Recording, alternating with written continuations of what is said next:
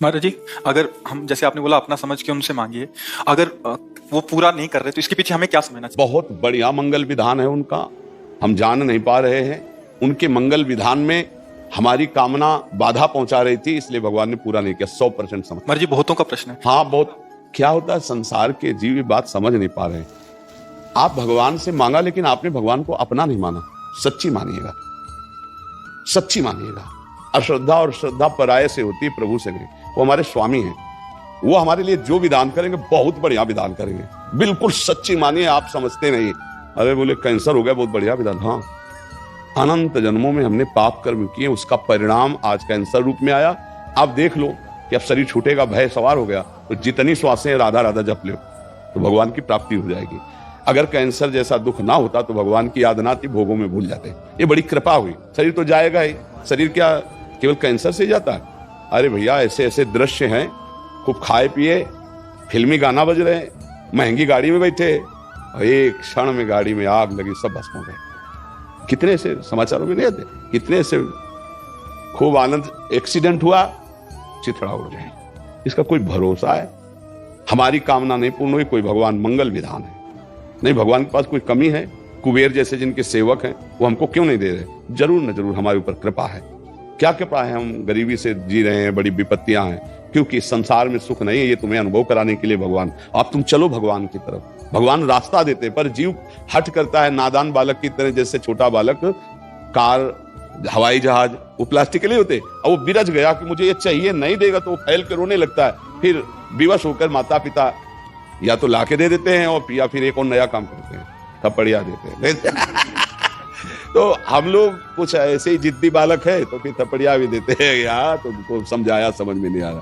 पहली बात, यहाँ इतना समझो, यहाँ कुछ टिकाऊ नहीं है। बोलो विचार करके, कुछ टिकाऊ है?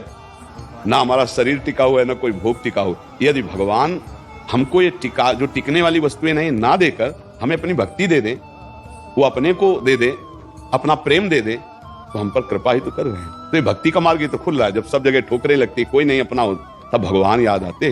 द्रौपदी जी को तब तक भगवान याद नहीं है जब तक किसी और का सहारा रहा।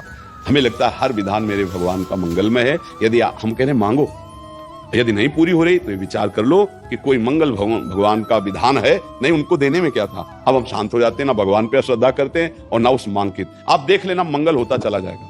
हमने ऐसा देखा है कि अगर ये मिनट भगवान कृपा न करते तो बस खत्म, जीवन ही खत्म। ऐसी ऐसी परिस्थितियां देखिए, बचा लिया, बचा लिया। एक एक कदम पर वो अपने जनों को बचाते हैं। विश्वास करो, बिना मांगे वो देते हैं, बिना चाहे वो सुरक्षा करते हैं। हमें सत्संग में बताया, एक बार हम गंगा के किनारे जब भ्रमण करते थे, गंगा के किनारे रहते थे, तो वहां की कुछ एक ऐसी मिट्टी होती है कि जैसे कुछ सूख गई तो मजबूत हो गई, और कुछ ऊपर से सूख गई और नीचे दलदल ही दलदल है, और ऊपर वो एकदम प्लेन और सूखी हुई, बिल्कुल आपको पता नहीं चलेगा कि यहाँ दलदल है। अब हम उधर ही जा रहे थे, कोहरे का समय था, सर्दी बहुत थी। उस समय कोई घाटों में नहाने आता था, अन्य जगह तो था नहीं। अब अगर हमारा कदम अगला पहुंच जाता और हम वहां फंस जाते तो कब कौन आता पता नहीं, और कितना हम धंस जाते पता नहीं। आवाज आई, ए आगे दलदल है।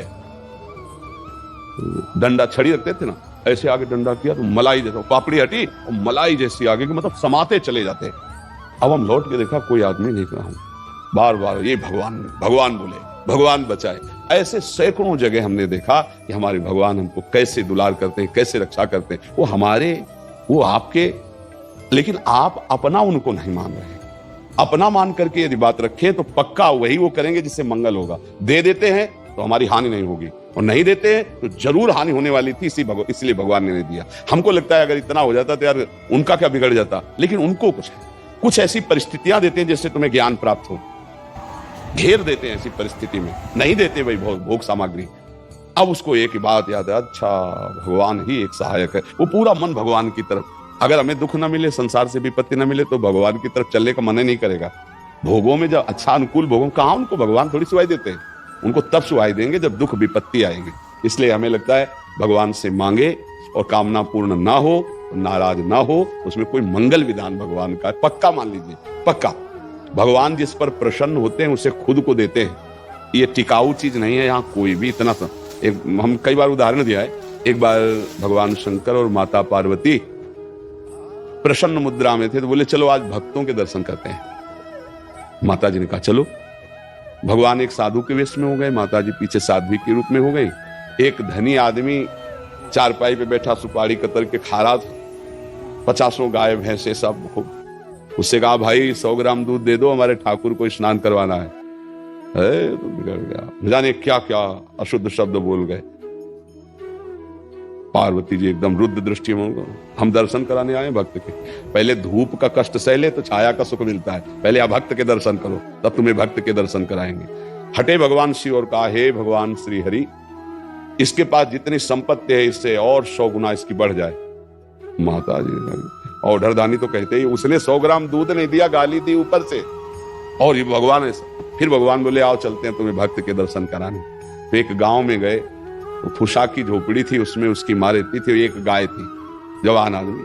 गंगा जी पार्श्व में बहती थी, गंगा नहा के भजन करता, माता की सेवा के लिए मेहनत करता, और गाय जो थी 100-200 ग्राम दूध देती थी, उससे माता जी की सेवा। भगवान शिव गए और भैया ठाकुर जी की सेवा के लिए 100 ग्राम दूध। तो जो देसी गाय होती है वृद्ध हो गई, आधा लीटर, 500 ग्राम, 1 लीटर, बस ऐसे, ज्यादा नहीं। अपनी जो देसी, हाँ नवीन हो तो 5-6 लीटर तक, ये 20-25 लीटर अपने देसी गायों में नहीं होता। तो थोड़ा दूध देती थी, पूरा दूध रख दिया, पाओ आप ऐसे। पाया, थोड़ी देर भगवत चर्चा की, चल दिए और कहा हे भगवान इसकी गैया और मैया दोनों ले लो। अंबा जी को अब नहीं रहा गया, बोले जो 100 ग्राम दूध ले दिया उसको 100 गुना संपत्ति दे दी। ये हिसाब हमारी समझ में नहीं आया। और जिसने जितना था उतना दे दिया गरीब आदमी, तो उसके दूध की जो वृत्ति आती थी वो गैया, और बात करने के लिए थी मैया, दोनों आप ऐसा बोले। यही तो समझ ठीक नहीं, समझो अभी इसका कुछ समय गैया और मैया में जाता है, अब ये अखंड भजन करके परमात्मा प्राप्ति करेगा। और वो उतने वैभव में तो अपमान संत का कर दिया, जब 100 गुना और बढ़ेगा तो महापाप करेगा, नरक जाएगा। समझ रहे? तो भगवान के विधान को हम लोग समझ नहीं पा रहे। अगर हमें भगवान नहीं दे रहे तो जरूर हम पर कृपा करें, ऐसा हमें मानना चाहिए। नाम जप करो, दूसरों की सेवा करो, तभी आप ये भक्ति का रास्ते समझ पाओगे। दूसरों से सुख लेने की भावना, भगवान को भूलकर संसार में रमना, तो आप अध्यात्म नहीं समझ पाओगे, भक्ति नहीं समझ पाओगे, तो पापाचरण बनेंगे, हृदय अशांत रहेगा, दुर्गति हो जाएगी। इसलिए नाम जप करो, भगवत सेवा भाव से परिवार की, समाज की सेवा करो। भगवान से जो मांग करो, एक तो मांगना नहीं चाहिए, अगर मांग करो तो छूट दे दो कि पूरा करो तो जय जय, और ना पूरा करो तो जय जय। आपका हमारा जो भाव संबंध है वो कभी टूटे ना प्रभु, और ना पूरा करने पर हमें इतनी हिम्मत देना कि आपके प्रति हमारी श्रद्धा कभी नहीं, तो आपकी जय हो जाएगी। जिनको कई दिन भोजन मांगने पे नहीं मिलता था सुदामा जी को, उनकी सुदामा पूरी बन गई, जैसे द्वारिका पूरी। जिस दिन हमारे प्रभु की नजर हो जाएगी, निहाल हो जाओगे, पक्का मानना, पापाचरण मत करो, नाम जप करो, सर्वानंद की प्राप्ति इसी से हो जाती है।